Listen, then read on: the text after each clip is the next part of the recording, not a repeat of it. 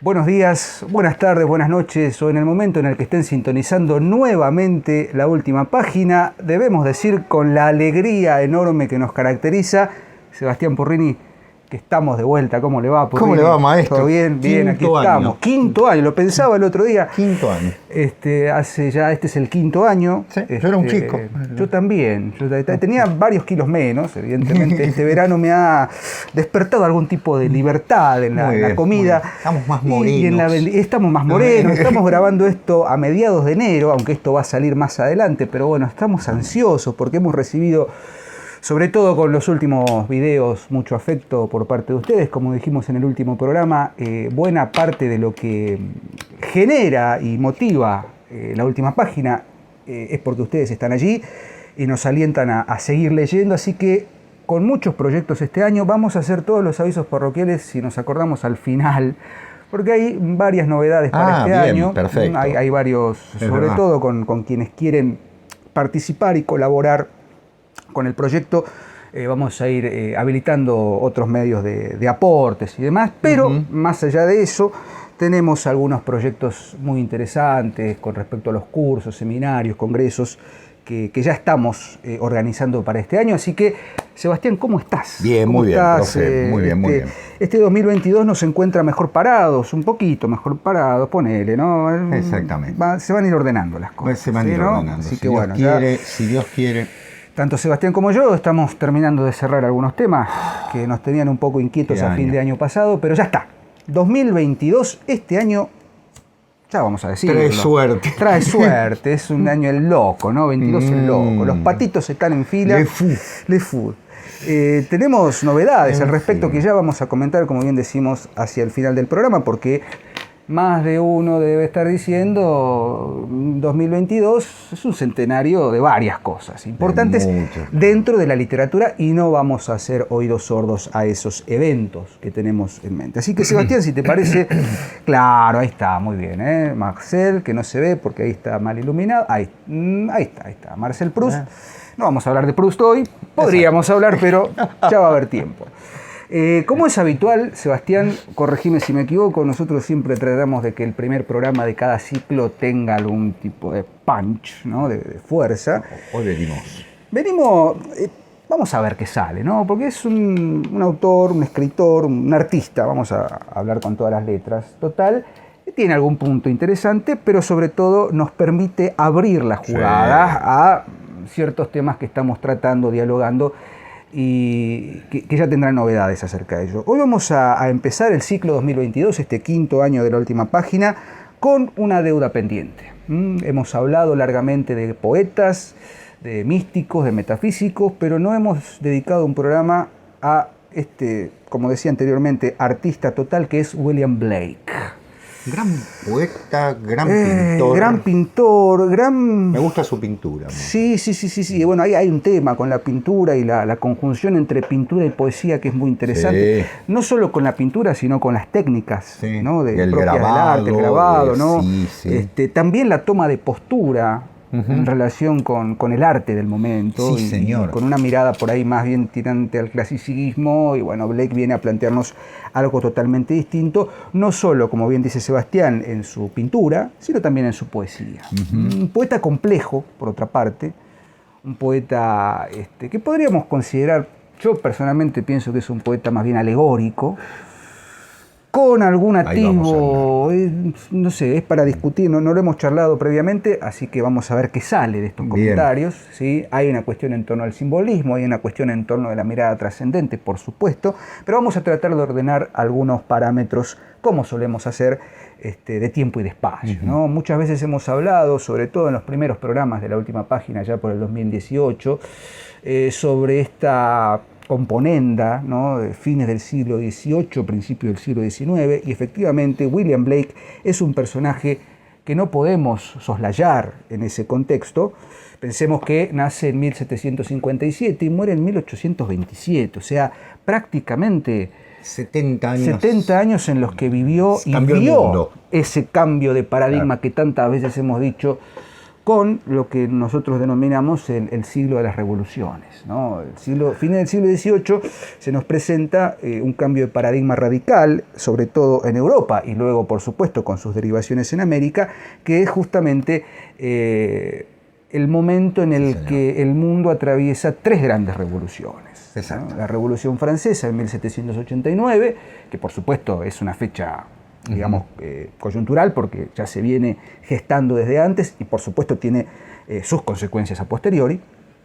La Revolución de Independencia Norteamericana en 1776, anterior a la Revolución Francesa, y la denominada Revolución Industrial, claro, que también tiene... está en ese momento. En ese momento, ¿no? Empieza como la expansión. Bueno, si quieren mayores detalles, vayan a ver nuestros dos programas dedicados al simbolismo del 2018, en el que hacemos una exposición, no nos queremos repetir. Entonces, perfecto, más o menos como para tener una idea, Inglaterra, Londres sobre todo, ciudad natal, digamos, donde prácticamente desarrolló todo su arte, William Blake, fue el espacio, el escenario de una serie de contiendas, no solamente políticas, sino también religiosas y por supuesto estéticas.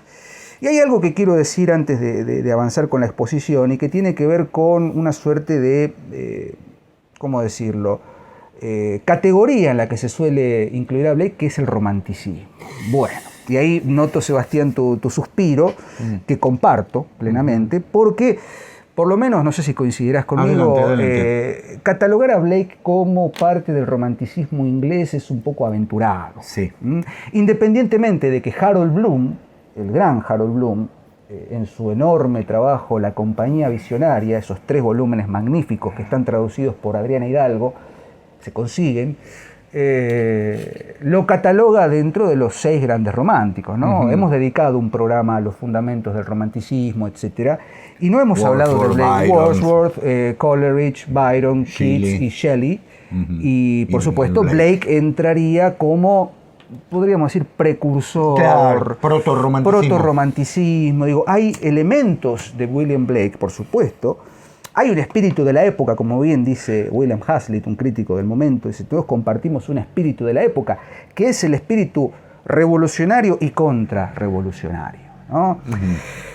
Y en ese sentido, me parece que Blake viene a significar como bien dijiste, un proto-romanticismo, pero a la vez un punto de quiebre, ¿no? Una encrucijada. Es decir, ¿qué hacemos a partir de este poeta, grabador, pintor, dibujante, que de pronto nos manifiesta una literatura totalmente despojada de todo tipo de parámetros del clasicismo, despojada de todo tipo de forma, digamos, tradicional, aunque sí hay forma y hay estructura y hay métrica, etcétera, pero Blake se toma ciertas licencias en su poesía, sobre todo en sus libros, los famosos llamados libros proféticos. Los libros, ¿no?, proféticos, claro. Jerusalén, Milton, Dante. El libro de Tell, Dante, Matrimonio del cielo y del infierno, Cantos de inocencia y Cantos de esperanza, ¿no?, que son como los libros más significativos, porque se nos manifiesta la necesidad, y digo se nos manifiesta como si yo fuera parte pero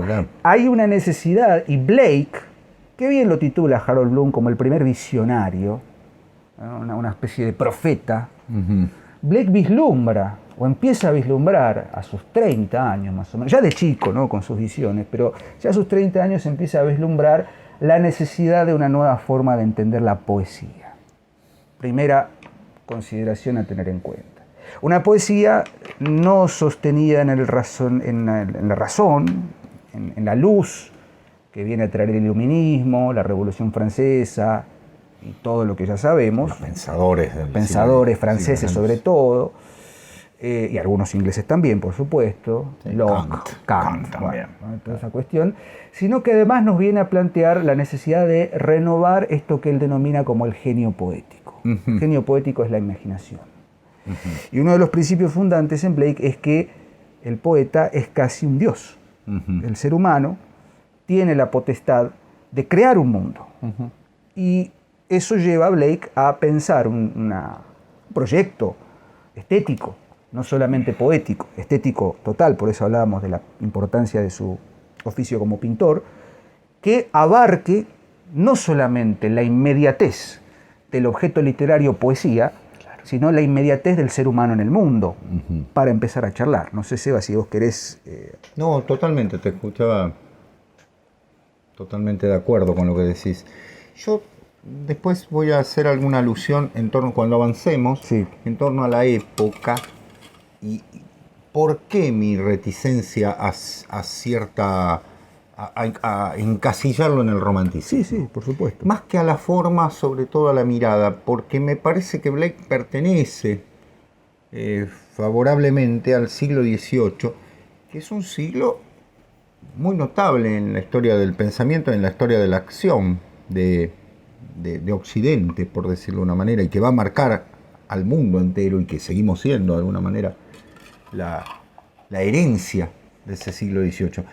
Cabe consignar que no estoy diciendo una herencia positiva necesariamente, sino, a ver, trato de ser objetivo. Hay cosas que, o sea, la realidad es lo que es. El siglo XVIII marcó, la Revolución Francesa marcó de una manera notable, pero como bien decía Diego, hay antecedentes, la Revolución Norteamericana y la Independencia, ¿no? Y la Revolución Industrial, y yo marcaría, me iría un poquitito más atrás. La Revolución Inglesa, de 1688, bueno. Y fundamentalmente el carácter absolutista de la monarquía británica en el siglo XVII, ¿no? El rey James, no sé, Jacobo creo que era, ¿no? Jacobo, que era Jacobo VI de Escocia, que va a ser el que se considere, ustedes saben, no ya ungido por Dios, sino directamente Dios. Claro, exactamente, es decir, la representación de la divinidad en la tierra. Paréntesis, esto me lleva a pensar que cuando se les enseña a los chicos en las escuelas que en la Edad Media el rey era una representación de la divinidad, evidentemente no leyeron a nadie, claro, porque no es así de ninguna manera, ¿no? Pero sí hay una unción, ¿no? de parte del poder espiritual hacia el poder temporal. Pero eso se corta con Jacobo. Ese primer paso da pie al absolutismo. Totalmente. Y el siglo en el que vive Blake y en el que van a surgir todos los pensadores que primero justifican eso, toda la enciclopedia y Voltaire, Diderot, D'Alembert y demás que después van a ser los iluminados, Rousseau y demás, que va a traer todo el tema de la soberanía, que ni más ni menos aparecen en un momento en el que está el absolutismo a pleno, sobre todo en Francia, que captó la idea del poder absoluto de una manera notable. Eso no viene de la Edad Media, por favor. No, el poder absoluto del rey. No existía el poder absoluto del rey. Existía hasta el siglo XVII. Y quienes se van a oponer justamente son los grandes pensadores católico-cristianos de la política en ese momento. Pero nos estamos yendo del tema. No nos estamos yendo del tema. Estamos hablando del tema porque de algún modo... ¿sabes que cuando uno... Perdón que te corte, ¿no? Pero adelante. Cuando uno empieza a deslindar, ¿no? A limpiar, a desmalezar, de pronto se encuentra con que William Blake era muy amigo ¿cómo decirlo?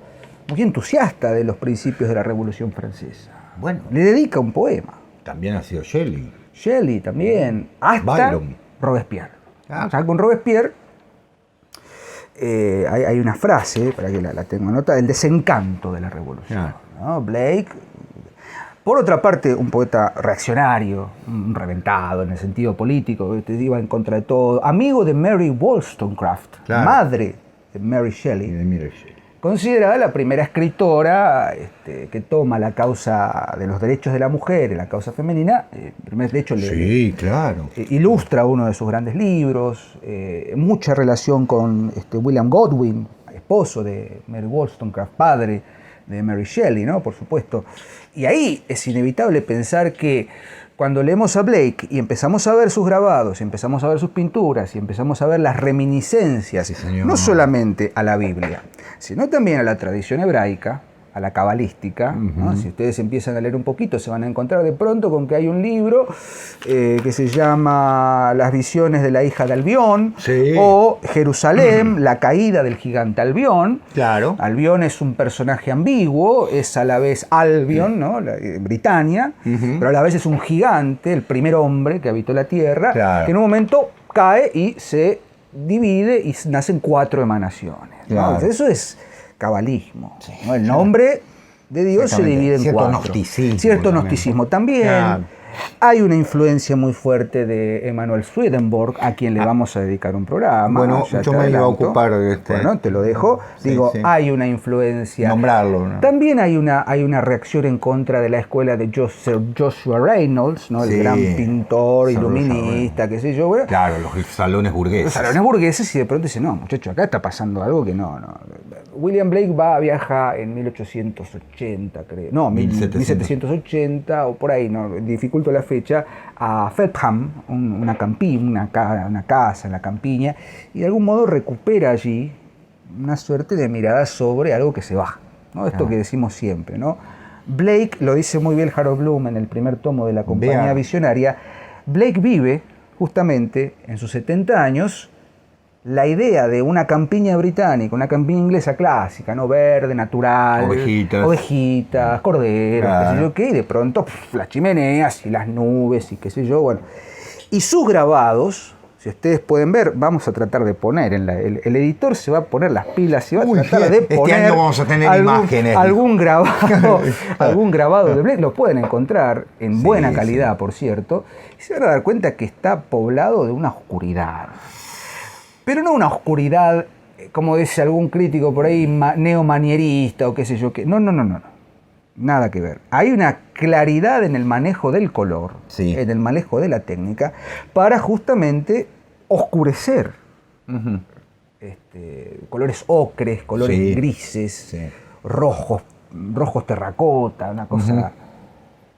Hay algo allí que está sucediendo, se está oscureciendo el mundo. Se está oscureciendo el mundo. Está oscureciendo. Las nubes... ¡Qué maravilla! Las nubes... Comparto plenamente, ¿no? Por supuesto. La edad oscura es esta, ¿no? Es aquella, totalmente. Y ahí empalmamos, empalmamos con algo propio, sí, ya del romanticismo, por eso hablamos de proto-romanticismo, que tiene que ver con la nocturnidad, ¿no? Que muy bien Ángel Fareta... Vaya nuestro saludo, por cierto, al querido Ángel, que está muy productivo últimamente. Acaba de salir su libro de poemas, otra vez bajo Tauro, y una nueva edición del concepto de cine. Así que, Ángel, esperamos que este año podamos encontrarnos nuevamente. Lo dice muy bien Ángel, ¿no? La idea del nocturno, o de la nocturnidad, como oposición a la luz del iluminismo. Claro. ¿No? Bueno, ahí hay... Por eso... Yo considero, a ver, me voy a meter directamente. Vamos, porque esto es el siglo ya nos conocemos. Claro. El siglo XVIII presenta el siguiente inconveniente. Por una parte, la entronización de la razón como único elemento de la diosa razón. Claro. Después la Revolución Francesa la convertirá en diosa. Es decir, el único elemento, la única condición que permite conocer la realidad es la razón. ¿Sí? Por supuesto, una razón que puede partir desde la experiencia, entonces entraremos en el empirismo, o puede traer ciertos elementos innatos, posibles de ser rastreados dentro de la misma razón, que permiten el reconocimiento. Pero es un elemento empírico racional, si se me permite. El conocimiento pasa por la razón, pasa por la conciencia, inevitablemente. Todo lo que no es conciencia ha sido anulado. Es decir, ha sido anulado lo superior y lo inferior. Lo inferior, por obra del mismo destino, va a confundirse con lo superior. No por nada, ¿no? Tendemos a mezclar las cosas. El siglo XVIII, en estos hombres fundamentalmente, en los pensadores filosóficos de la enciclopedia y en Kant, el gran heredero del iluminismo, van a tener el principio fundamental de que evidentemente todo puede ser explicado por reglas fundamentales, por leyes fundamentales, por leyes racionales. El mundo es un orden racional que podemos entender. Hegel después lo va a decir también. Hubo otra cosa. Ahí está. Ahí está. Ustedes saben que cuando echamos por la puerta algo que tiene importancia para la esencia del ser humano, vuelve por la ventana. Lo que echamos por la puerta, vuelve por la ventana. Se mete, se cuela. Lo que no está de día, se mete de noche. Los monstruos que alejamos de día, entran de noche. Bueno, ¿qué ocurre? Que no queda para un grupo de loquitos. Y sí va a quedar para un grupo de loquitos, pero quiero decir sí y no. ¿Por qué? Porque la preocupación metafísica, la preocupación, digamos así, si se me permite, de carácter trascendental, el aspecto simbólico, la operación, va a seguir. El ser humano lo tiene dentro, forma parte de nuestra esencia como ser humano. Y hay grandes intelectuales, sobre todo grandes artistas, porque claro, al arte se le permite, es la loca de la familia, como se decía en una... Entonces, bueno, que pinten lo que quieran, ¿no? En última instancia. ¿Qué fue lo que pasó con el romanticismo? Sí, ¿no? era uno de los Son una serie de chicos que... Unos reventaditos, ¿viste? Claro. Que fue la no mirada, voy a citar lo que diría Alfredo Fraschini. No, claro. No, en este caso no. Uno de barrio. Exactamente. Una vida ligera de barrio, ¿no? Unos cuencos ligeros. Claro.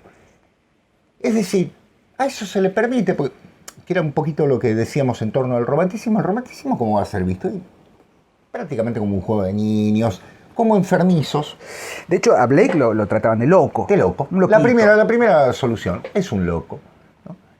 Y también con operaciones un poquitito más complicadas. Y aquí me quiero meter. ¿Por qué? Porque va a aparecer, por ejemplo, la iluminada mirada de un Herder, ¿no es cierto?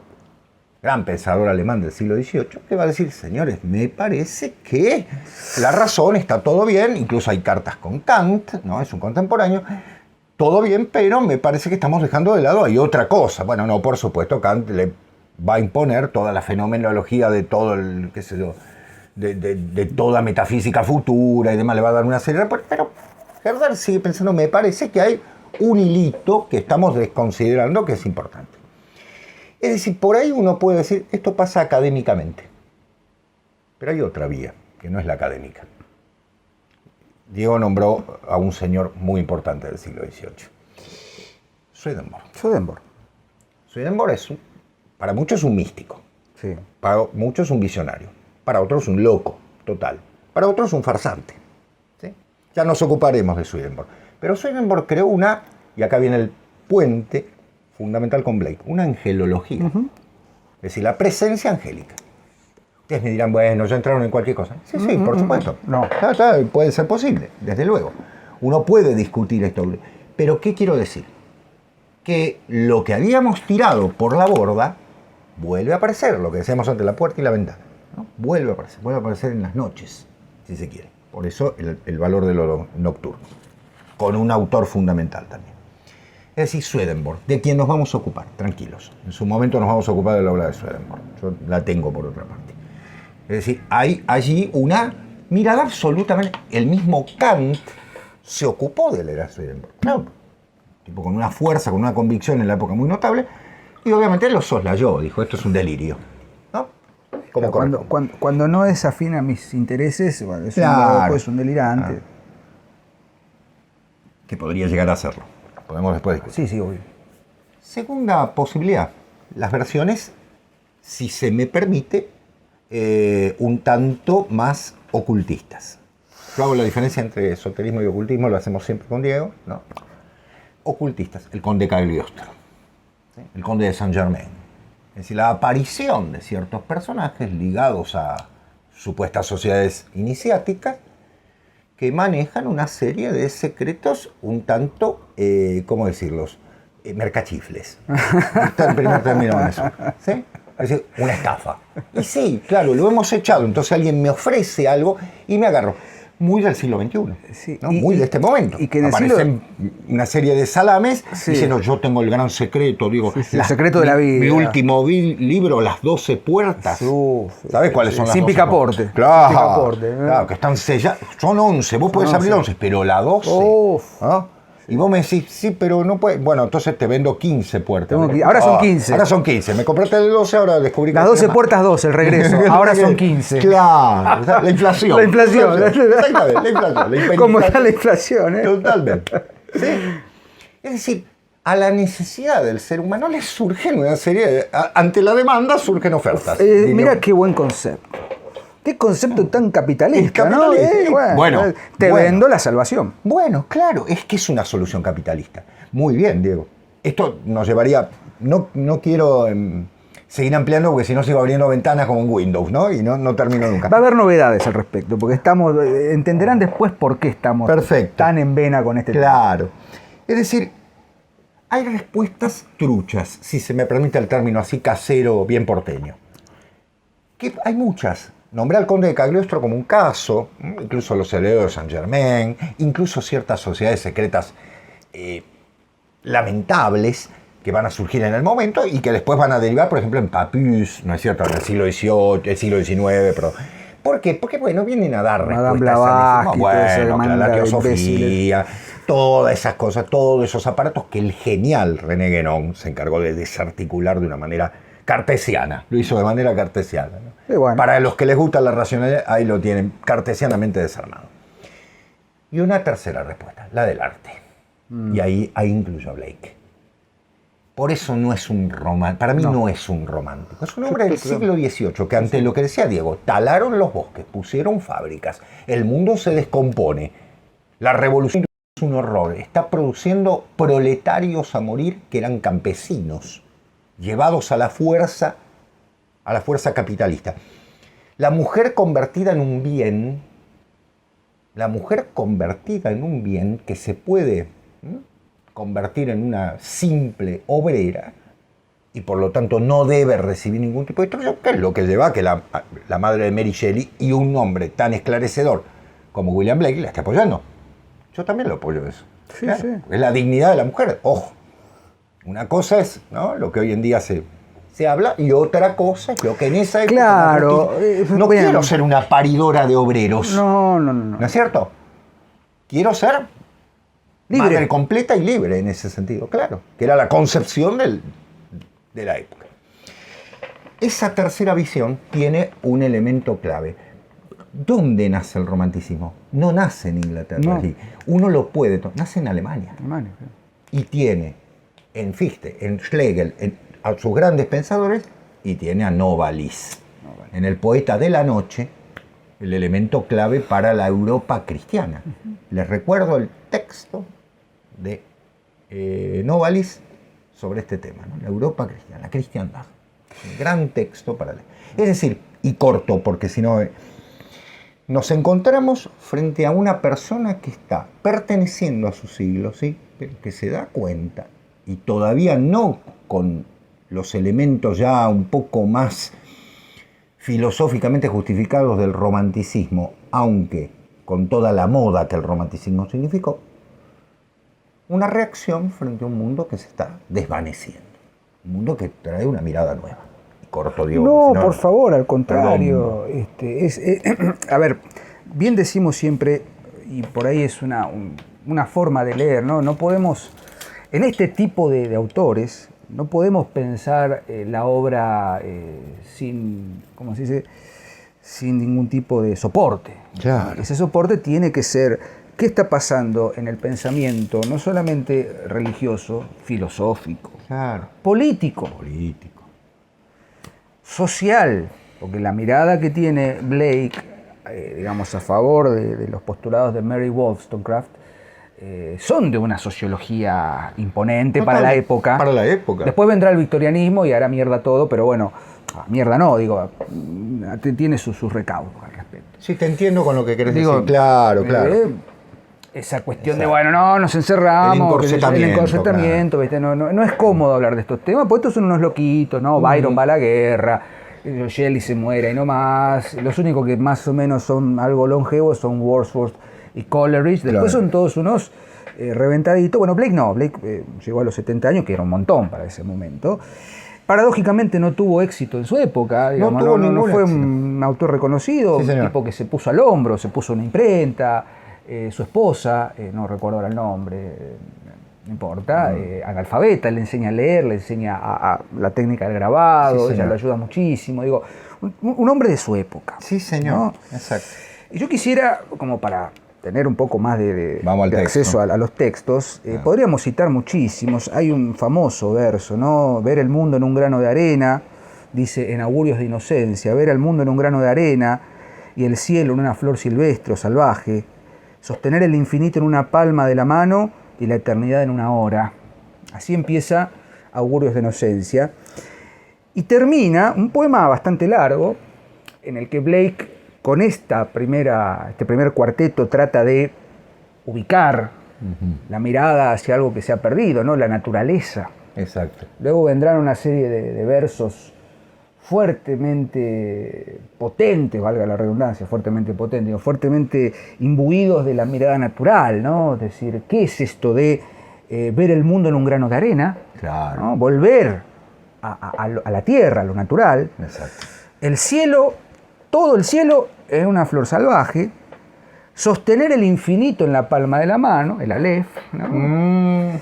Y la eternidad en una hora, el milagro secreto. Claro. Borges, ¿no? Gran lector de Blake.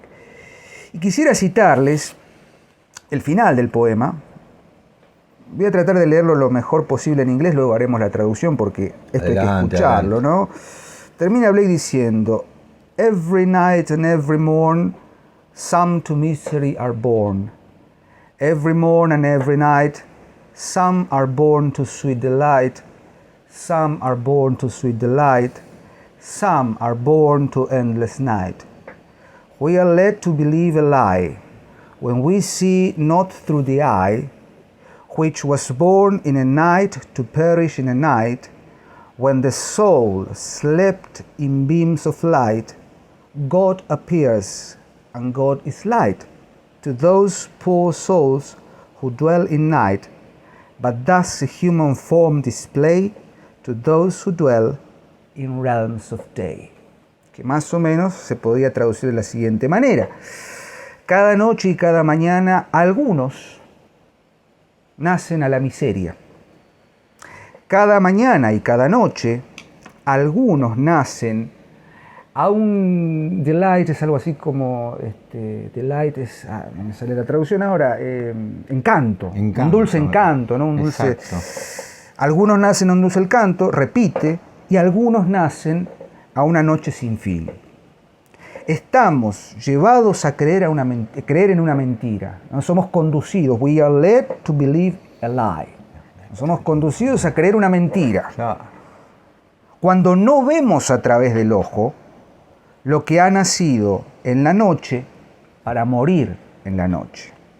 Cuando el alma se duerme o se ha dormido en beams of light, es algo así como destellos de luz, Dios se aparece y Dios es la luz para aquellas pobres almas que habitan en la noche, pero toma una forma humana, despliega una forma humana para aquellos que habitan en los reinos del día. Y uno dice, bueno, ¿qué es el día? La noche. Es decir, la idea de que la luz, Dios es la luz. Claro. Eso. Para los que habitan en la noche. Claro. Para los que habitan en el día, en la luz natural, Dios tiene una forma humana y qué sé yo qué. Bueno, en ese texto, Augurios de Inocencia, Blake nos está planteando justamente vos decías recién muy bien, maniqueísmo, ¿no? La luz y la oscuridad, que no es otra cosa que una reconfiguración de uno de sus grandes admirados, paradójicamente, que es John Milton. Por supuesto, es inevitable pensar... Paradise Lost. Claro, El paraíso perdido de Milton, de 1600... oh, Dios, tendría que haberlo anotado acá, 1660, exactamente. El paraíso perdido, 1667. Muy anterior, por supuesto. Milton plantea justamente una lucha encarnizada entre el bien y el mal, pero con una vuelta de tuerca. Ojo con aquello que se considera como el mal, porque el gran protagonista, o los dos grandes protagonistas, me voy a corregir, el hecho fundamental del paraíso perdido es la doble caída. La caída del hombre en el pecado original y la caída del ángel. Claro. El ángel caído. Es un poema dedicado a Satanás. Entonces Blake, de algún modo, retoma esa, ese tema, ese tópico propio de Milton en El paraíso perdido y lo reconfigura hacia el día y la noche, la luz y la oscuridad, y nos plantea justamente en un complejo sistema de una mitología personal, como se suele decir. Una mitopoiesis. Una mitopoiesis, muy bien. Sobre todo en la caída de Albión, o la visión de las hijas de Albión, o Jerusalén, la caída del gigante Albión, nos plantea incluso también, perdón, que derive en esto, en el matrimonio del cielo y del infierno, que no es otra cosa que una respuesta justamente a, creo que Edmund Burke, si no estoy mal. Sobre la Revolución Francesa. Sobre la Revolución Francesa. Consideraciones sobre la Revolución Francesa. Y otro es sobre el cielo y el infierno, que tiene un elemento bíblico, que tiene un elemento propio de Milton, pero en el que Blake nos está diciendo algo que después lo Tremont, que después los muchachos Baudelaire y todos los grandes malditos, entre comillas, llevan a la ejecución. Claro. Porque decimos esto y lo repetimos. El gran problema, o por lo menos es una hipótesis personal, el gran problema del romanticismo es que se queda en el umbral, ¿no? Se queda en atisban la visión. No tenía otra... Le faltaron 50 añitos más. Sí. Y bueno, vino el simbolismo. Y bueno, vino el simbolismo. Claro. Aunque lo dice muy bien el querido Roberto Calazo, Dios lo tenga en su santa gloria, lo dice muy bien Calazo en La literatura y los dioses. Volvemos al primer programa, sí, ¿no? Es decir, hay 100 años, claro, ¿no? Desde Atenaum, la revista, hasta el surgimiento del simbolismo, que son un ajuste de cuentas. Blake está en el medio. Claro. Blake plantea una revisión de la cuestión de lo infernal. Y que en todo caso el cielo, heaven, por eso él habla del matrimonio del cielo y del infierno. Después Lewis viene y escribe un texto que se llama El divorcio. Obviamente, ¿no? Claro, de una apologista. sí, Lewis, claro, obviamente. Claro. Pero digo, ese matrimonio entre el cielo y el infierno es incómodo. Sí, claro. Porque Blake nos está planteando, ojo con el infierno, ¿eh? No es esa mirada de sufrimiento.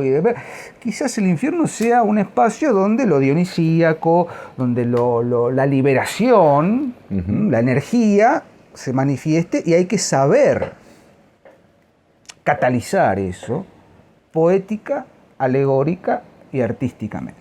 Claro, vuelvo a lo que dijiste al comienzo, Diego.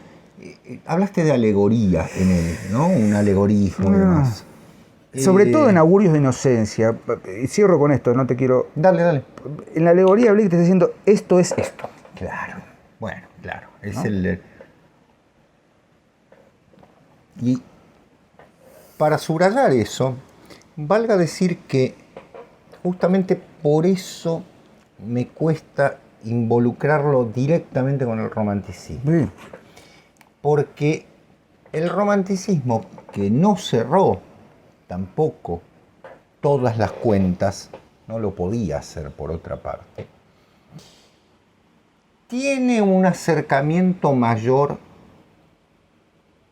al simbolismo, que después el simbolismo lo va a llevar a su máxima expansión. Tal vez el último gran movimiento operativo del simbolismo, ¿no? Operando desde lo que decía Diego, desde somos los malditos, es el mal, ¿no? Leído como debe ser leído. O sea, leído no como personas que vienen a hacer un demonismo, sino un satanismo. O un satanismo, mejor dicho, claro. Sino más bien como una máscara. El simbolismo es un enorme ejercicio de máscara. Camuflaje. ¿No? Claro. Es decir, hay que trabajar de manera sutil y hay que tener en cuenta que tiene que haber una serie de sortilegios, tiene que haber una palabra, sortilegios, l'enfant et les sortilèges de Ravel. Y tiene que haber, amén de todo ello, un trabajo con cierta simulación, ¿no? Es decir, la simulación tiene que operar sobre la base de algo que no puede ser dicho directamente. En cambio, Blake es un alegórico, o un alegorista, como puede ser llamado también, y acá remito otra vez a Calazo, como puede ser llamado Tiepolo en el mismo siglo, el gran pintor italiano, ¿no? Giambattista Tiepolo, en la misma época. Es decir, ¿qué son esas pinturas de esos dioses puestos allí? ¿Son alegorías? Sí, claro que sí. Pero veamos después. Porque el mensaje está secretamente brindado para que nos distraigamos en la alegoría. Ah, Zeus, ah, Atenea, ah, Apolo, ah, Dionisos. ¿Sí? Hoy sí, mira, pintó un cielo un techo, perdón, miren qué cosa, un techo estelar con los dioses. Y sin embargo, después aparecen personajes que no entran. Esos 3 negros que están en todos sus dibujos y que Roberto Calazo se encargó de hacer todo el seguimiento. De Tiepolo. Son contemporáneos de Blake. Es decir, es un siglo de alegorías que la Revolución Francesa llevó al extremo. Sí. ¿No? La diosa razón, toda la cantidad, toda la parafernalia revolucionaria. El gorro rojo. El gorro rojo, el frigio, toda esta idea, ¿no? El as de varillas. Claro. ¿No? El as fascista. Está en la República Francesa. Después, bueno, a raíz de los hechos de los años 40 empezaron a sacarlo, pero en realidad el gallo y fundamentalmente el as de varillas con el hacha era el símbolo de la República Francesa. Si ven un Franco de hace muchos años lo van a ver. Es decir, era toda una romanidad, pero una romanidad y una helenidad desde el punto de vista alegórico. Y yo creo que en ese sentido podemos relacionar a Blake. Lo que ocurre es que Blake hace una alegoría, como bien decías vos, con algo más. Sí, obviamente. Hay una mitología personal. Digo, ante la falta oficial, porque a esto también hay que decirlo, Blake era un gran crítico y un gran reaccionario de la oficialidad religiosa, de la institución religiosa como tal. Bien, en Inglaterra no. Claro. Era cristiano, no católico, cristiano. Y esto está muy bien planteado en un texto que se llama All Religions Are One. Todas las religiones son una. Que son una serie de 7 principios. Porque una de las críticas que se le puede endilgar a la poesía de Blake es que no tiene esto lo digo yo personalmente, no es algo que pueda demostrar ipso facto. A las pruebas me remito, lean a Blake en su totalidad. Hay muy buenas ediciones bilingües. Alianza tiene una muy buena edición. Bastante cara, pero interesante, de la poesía bilingüe, y se van a dar cuenta de que no hay un estilo sostenido. Claro.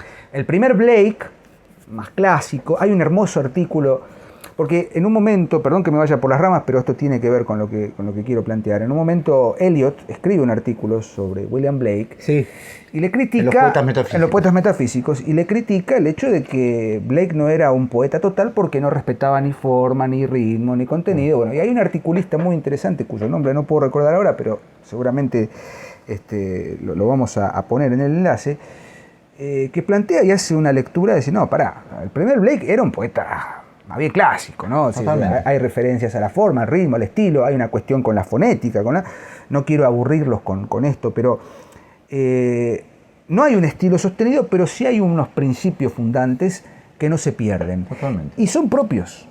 El gran apotegma, el gran principio de Blake es la imaginación. Claro. La imaginación al poder, por así decirlo. Sí, hay una faceta fantástica. Exactamente. Entonces, fantasiosa, el primer principio que uno puede rastrear en esos 7 principios que están bellamente ilustrados, con grabados, con una técnica muy especial que usaba Blake, con colores, con ácidos y demás, se llama All Religions Are in One, o sea, todas las religiones son uno. Dice el primer principio, that the poetic genius is true man, que el genio poético es el hombre verdadero, and that the body or outward form, y que el cuerpo y que la forma externa del hombre se deriva del genio poético. Como así las formas de todas las cosas son derivadas de su genio, que son llamados por los antiguos ángeles, espíritus y demonios. El daimon. Claro. Ese es el primer principio. Y el genio poético, the poetic genius, es la imaginación. Claro. Al punto tal que, como bien decía Sebastián, es una mitopoiesis, en el sentido de la poesía es creadora. Y como somos dueños de nuestra arte poética, somos creadores. Ergo somos demiurgos, somos dioses. Los poetas somos dioses. Se la bancó solito, ¿eh? Sí, Nadie le dio pelota en ese momento. Exacto. 100 años después hubo una reivindicación, por supuesto, no le dieron bola. Pero de algún modo, el genio poético es la fuente de toda creación, incluso de la creación religiosa. Bueno, a ver, ahí viene el tema. Yo voy hacer una objeción en este sentido. Adelante. Creo que él no quiso crear una religión. Concuerdo. Claro. Es decir, La religión ya está. ya está. ¿Hay una inconformidad? Sí, claro que hay una inconformidad. Perdón que te corte. No, me ayudás en ese sentido. Hay una inconformidad en torno de lo que pueden ser las religiones de la época, que eran ni más ni menos que cáscaras. Cáscaras. ¿no? Cáscaras. Institucionalizadas, Claro. dogmáticas. Piensen ustedes la Inglaterra del siglo XVIII y del siglo XIX, la iglesia oficial inglesa es una cáscara de moralina plagada de elementos moralinos. Solamente basta con leer la conversión del cardenal Newman para darse cuenta, ¿no es cierto?, que evidentemente una persona con un poco de fe, ¿no?, y estoy hablando del cardenal Newman, ni más ni menos, es la reacción normal de una persona que dice, me parece que todo esto es ni más ni menos que ponerse un traje, ¿no? O sea, ¿qué es la vida religiosa en esa Inglaterra? Es una formalidad, totalmente, y no voy a ahondar más en ese sentido. Pero Blake, me parece humildemente, desde mi punto de vista, no viene a hacer una nueva religión, sino viene a decir, bueno, ustedes dejaron esto de lado, mi respuesta, mi reacción ante esto es, entonces los poetas somos los que tenemos el genio poético para seguir sustentando los elementos de cierta metafísica dejada de lado. Todas las religiones tienden a ser reglas morales, pero como decimos siempre, son el primer escalón. ¿No es cierto? Son el primer escalón. Está bien, está muy bien, sí, obviamente. Tiene que Quedan haber 48. Claro, te quedan, ¿sabes cuánto? Bueno, muy bien. ¿No? Nadie está diciendo, bueno, ese escalón hay que tirarlo abajo. No. ¿Es la base? No, tampoco. Yo creo que es al revés, que la base es metafísica y que lo que pasa es que el árbol está invertido, ¿no? Las raíces van para arriba, no para... Las ramificaciones son Claro, inextricables. exactamente. O sea, puede llegar a ramificarse hacia abajo, pero en realidad las raíces están arriba. Lo que viene es una iluminación. Pero bueno, sería irse de tema. Creo que ese es el planteo. Es decir, por eso el genio poético, que es un poco el genio de la religión. Sí, pero no está pensando en crear una religión, sino más bien, con los elementos que hay, fundamentalmente construir una poética en base a una mitología.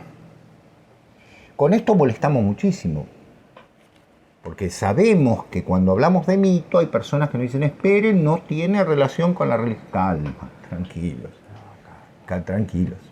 ¿Sí? Este año La base de todo elemento trascendente es el mito. ¿Sí? Ya está, destruí todo. No, al contrario. Este año venimos recargadísimos. Con el hilo de Ariadna este año va a dar que hablar, porque venimos con alguna cosa, mal que les pese a algunos suscriptores que nos critican, porque siempre... No, pero está bien. Pero digo, están en su derecho totalmente. Y nosotros estamos en nuestro derecho también de decir lo que hay que decir.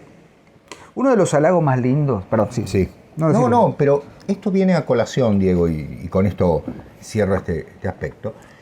Viene a colación en torno de un adjetivo que se aplica en estos casos, que es el politeísmo. Son politeístas. No se trata de eso. No se trata. Nosotros tenemos una fe. Lo que pasa es que mi fe, mi camino, es un camino que yo creo que es el camino que a mí me conviene y el que creo que tiene la verdad, por supuesto. Pues si no lo seguiría, obviamente.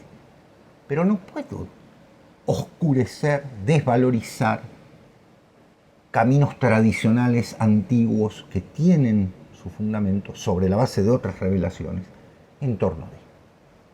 Es decir, estoy pensando, cuando Friedrich John escribe de la unidad trascendente de las religiones, lo hablábamos por audio. Claro, exactamente.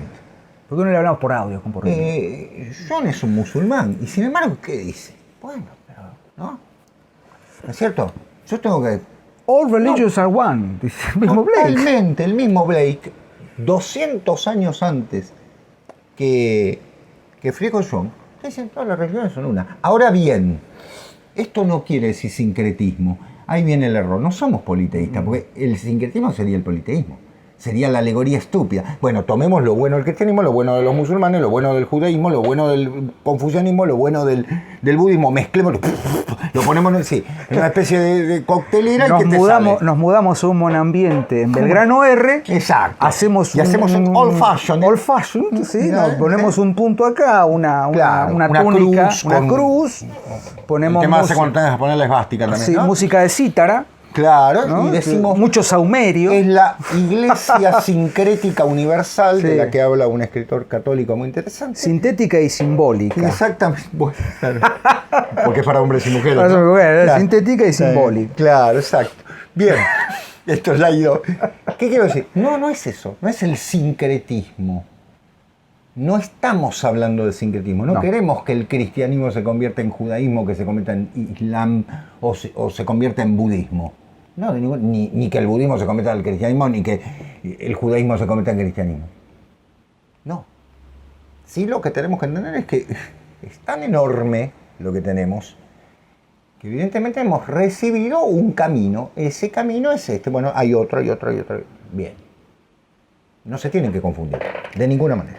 Cuando Blake está diciendo todas las religiones son una, está haciendo base a un fundamento que va a ser justamente el de decirle a toda la hipocresía del siglo XVIII y del siglo XIX y del siglo XX, y seguimos, ¿no?, en torno de las formalidades. Esas formas que en última están sin contenido, vamos a decirlo con la forma más antigua, no tienen sentido. Se convierten en moralinas. Perdón, Diego. No, por favor. Vos fíjate que hay una cita muy famosa, la banda inglesa de rock The Doors. The Doors, sí señor. Toma, no recuerdo ahora, disculpen, el lead voice, el cantante, el líder de la banda. The Doors. Qué lindo para una tarde con lluvia. Toma el nombre, con mucho whisky. Toma el nombre de un verso, de unos versos de Blake, ¿no? If the doors of perception were cleansed, everything would appear to man as it is, infinite. Yeah.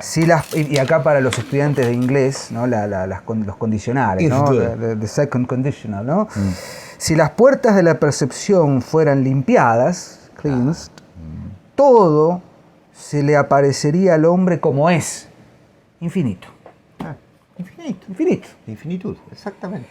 Que tiene, por otra parte, Diego, bueno, en este caso vos sabés que las puertas de la percepción ha sido llevado a cualquier cosa, por ¿no? supuesto. Pero Platón mal leído. Y aparte, bueno, todo el siglo XX se encargó de hablar de una percepción muy particular.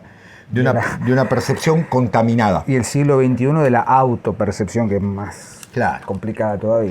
Claro, no podemos percibirnos. Pero en cierto modo, quiero ser relativo para no resultar absolutamente proverbial. Los libros proféticos de Blake no son libros en tanto la creación de, sino más bien una, ¿cómo decirlo? Justamente clean, ¿no? Es decir, una purificación. Claro, desbrocemos. Claro, volvamos a ver el bosque sin tanto yuyo. ¿Sí? Hay que desmalezar para sembrar semilla nueva. Claro, exacto. Dice en un momento, perdón que te corte. Adelante. En un momento dice que hay semillas, las rosas se plantan donde hay espinas. Claro, dice, ¿no? Claro, exacto. Surgen entre, exactamente. Es esta cosmovisión que va a ser después la que va a tomar la poesía romántica, por supuesto, la poesía simbolista. Porque el siglo XVIII es un siglo de aguas separadas. La razón y lo irracional. No se puede entender de otra manera, no lo pueden entender de otra manera. Fíjense que ustedes que ninguno de ellos habla de irracionalidad, habla de profecía, de visión.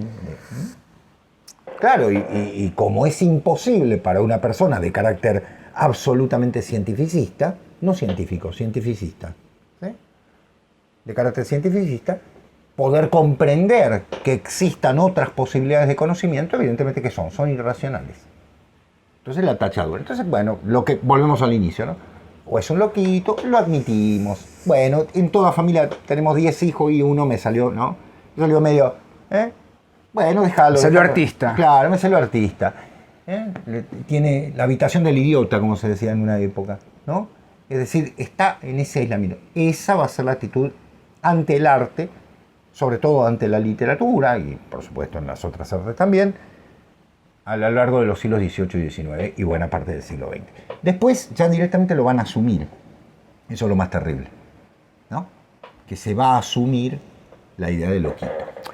Y la idea el mismo artista va a ser el que diga, también pseudo-artista. Fíjate, Seba, que si empezamos a hacer las derivaciones correspondientes, y esto es factoría propia, ¿no? En un momento Blake dice muy bien sobre los contrarios, en el matrimonio del cielo y del infierno, dice lo siguiente, el bien es lo pasivo que obedece a la razón. Uh-huh. Good is the passive that obeys reason. Evil, ¿no? La maldad, is the active springing from energy. Springing es como, bueno, spring es primavera. Claro, explotar. Y spring es resorte. Claro, una spring, pum, es, claro. El mal, dice, es lo que florece. O lo que, claro, florece. De la energía. Claro. Y ahí me resuena la energía claro. Von Humboldt, ¿no? Claro. Salvando otro romántico. Mutatis mutandis, ¿no?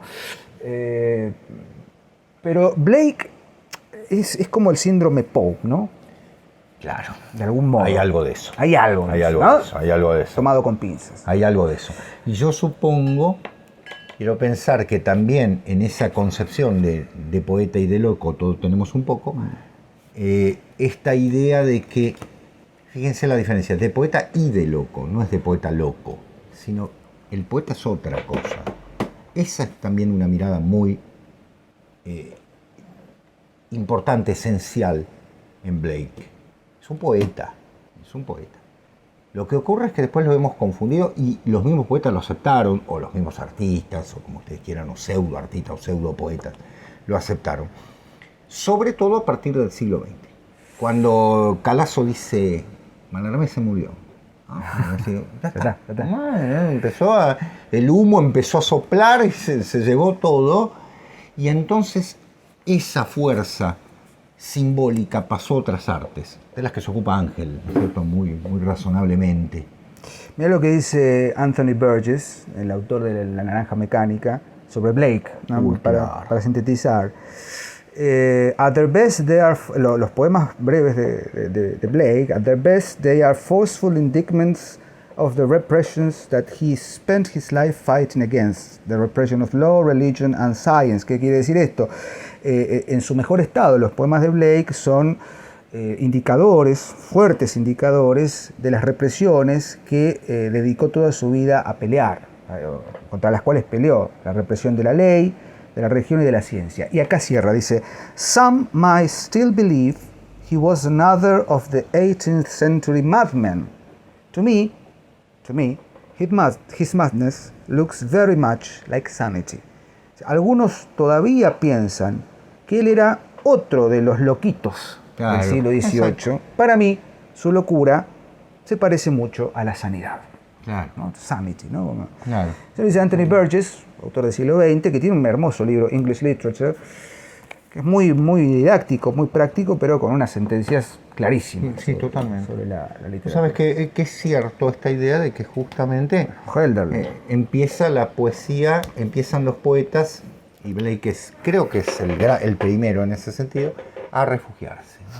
Hay que refugiarse en una mitología personal, ¿no? Sí. Claro, ese es el término. Después va a ser el Hölderlin, Novalis, y lo van a hacer todos los grandes poetas. Te hago una pregunta, ¿Nietzsche? Bueno, sí, también, sí, por supuesto que va a buscar una mitología. No sé si una mitología, ¿no? Con Nietzsche hay una doble lectura muy notable, ¿no? Una múltiple enojan lectura. Los amigos de filosofía. Porque No, pero valga decir que también hay un escepticismo muy grande, ¿no? Que le viene de Schopenhauer. Ahora, eso no quita que yo vuelvo a recuperar esto. Si uno mira la historia de la filosofía occidental, evidentemente uno dice, qué terrible lo que estas personas nos están planteando, ¿no? Entonces, en medio de la oscuridad, lo único que queda es de alguna manera, no sé, reservarse a la locura personal, a una antimoral, a una... Bien, hay que ponerlo en contexto. Claro, si uno dice Platón frente a esto, bueno, evidentemente, ¿no? Evidentemente hay otra cosa. Pero hay que tener en cuenta el contexto. Por Claro, eso reaccionaron ante algo que era inevitable, es decir, una moralina agobiante. nos están corriendo por todos lados. Claro, exacto. Está corriendo. Hemos vuelto. Hemos vuelto. Estamos de vuelta. No sé si hemos dicho algo sustancioso sobre Blake. Es un autor al que hay que leer de primera mano. Muchísimo. Insisto, Blake está completo en internet. está completo. Hay ediciones bilingües con muy Están los buenos libros estudios proféticos. críticos, los libros proféticos, los grabados, los pueden ver, están libres en internet. No hay excusas para no adentrarse en esto. Algunos avisos parroquiales, Adelante, si nos permitimos, por favor. Este año, como todo el 2021, que nos ha ido bastante bien, vamos a continuar con los cursos, con los seminarios. Vamos a tratar de volver a cierta presencialidad en la medida que este contexto tan particular, tan oscuro, Sí. nos lo permita, Esto sí que es pero oscuro. en principio tenemos el proyecto, Sebastián, corregime si me equivoco, Sí. si digo algo mal. Dijimos al principio que este año se cumplen 100 años de grandes hechos literarios. sobre todo. Literario, sí. En principio Proust, 100 años de la publicación del primer tomo De la muerte de Proust. De muerte de Proust. De la perdón. muerte de Proust. Y eso amerita, el señor, aquí vamos a hacer algo en consecuencia. Se cumplen además 100 años, sí, de la publicación de The Wasteland de Sí, T.S. señor. Eliot y del Ulises de Joyce. ¿No? Como decía Joyce, he escrito una novela que le llevará a los críticos 100 años tratar de entender. Bueno, llegamos a los 100 años. Vamos a tratar de entender. Algo va a haber. Personalmente quiero anunciar el primer curso de este año, si me permite. Sí, adelante, por favor. En el mes de abril, el sábado 9 de abril, vayan agendando. Después vamos a mandar la información por los medios correspondientes. Empezamos con el primer curso online, el primer seminario, que tengo el honor de compartir con una querida colega y amiga, poeta ella, Gabriela Troyano. Vamos a dedicar 4 encuentros virtuales, por supuesto, a deslindar un poco la mitología y la cosmogonía y el folclore y la tradición irlandesa, celta-irlandesa. El curso se llama Más allá de la bruma, una introducción, un abordaje de la poesía, la mitología y el folclore irlandés. 4 encuentros, como quienes han hecho nuestros cursos saben, así que después vamos a mandar y seguramente, Sebastián, vos vas a ahondar en algunos temas, ¿no? Sí, vas a dar un curso, ¿no? De algo. Bueno, tenía pensado hablar de la obra de Díaz Ortega, una obra prolífica que nunca se va a publicar. Pero bueno, hay novedades. Tenemos el enorme honor y el enorme placer de tener un poco de apertura en el canal. Vamos a tener muchas colaboraciones de gente muy particular, muy especial, ¿no? Que hemos anunciado algo ahí, y más de uno de ustedes nos ha Prima dicho, facie. Prima facie, en rigor de verdad. Vamos a andar por Rosario prontamente y nos vamos a encontrar con nuevos amigos. Seguimos con nuestros contactos en España, en Tennessee y seguramente acá en Villa Luzuriaga. Claro. Estamos muy contentos. Yo personalmente necesitaba volver al ruedo. Exacto. Hay última página para rato. En la lista, yo quiero aclararles una cosa. Vieron que a veces respondemos sí, nos vamos a ocupar sí, pero la lista es tan enorme grande que a veces digo, ¿cuánto hace que lo pidieron? Y miro y hace 3 años. Entonces digo, Otra cosa, leemos todos los comentarios, no los contestamos porque no damos abasto y tampoco queremos ser irrespetuosos y tratamos de contestar. Sobre todo cuando es un elogio. Sí, le ponemos el corazón. Totalmente, no. Les agradecemos infinitamente. Sepan es que hermoso ser elogiado, pero no respondemos porque. Gracias. Prefiero, claro, en agradecemos algún sentido, públicamente a todos. En algún sentido prefiero responder al que tiene una crítica dura o que tiene o que hace una sugerencia que de pronto digo, genial, gracias por sugerirlo. Sabemos que también yo he visto durante todo este mes de enero suscriptores nuevos. Nos descubren ahora y bueno, ya vamos por el 5.º año, así que tienen última página para rato. Con el hilo de Ariadna volverá también. Sí. Seguiremos con Desde el Palco. Desde el Palco. El Palco cuesta cuesta todo el tema del tiempo. del ¿no? tiempo, sí, sobre todo porque es muy Y el que hacemos con Pablo Gizarra también. Sí, un sí, héroe, sí. un brujo, un rey también, También, pero nos pasa cuesta que, reunirnos. y sí, más que nada en este contexto de distanciamiento y pandemia, Pablo no vive cerca. Así que bueno, nada, basta de avisos parroquiales. Mi programa Tu programa, de cocina. tu programa de cocina, ¿no? Claro. Porrini Cocina. Sí. Está Paulina Totalmente. Cocina, Porrini Cocina. Cocina yemenita. Cocina Sí, porque creo que ahora se usa, ¿no? con Cocina tailandés. ingredientes que no existen. Que no existen. Que no existen en este continente, ¿no? Polvo de Hadveli. Sí, Claro, yo hago comida muy simple. comida muy simple con aderezos. Ojos de también. Jack en sangre, Ojos por de- ejemplo, que es mi Dios postre mío, qué- predilecto. Claro. Sí, qué tipo, qué mal gusto. Bueno, gracias por estar allí. Habrán visto que estamos de verano, estamos ahí sufriendo Hace el un calor, de pero loco, el ventilador está full. volvimos al ruedo, aquí estamos y como siempre decimos, a seguir leyendo. Sebastián, gracias por Lo abrirme las mismo, puertas de tu Dieguito, casa. por favor. Nos vemos el próximo lunes en una nueva emisión de La Última Página, ciclo 2022. Su frase. Adiós, gracias.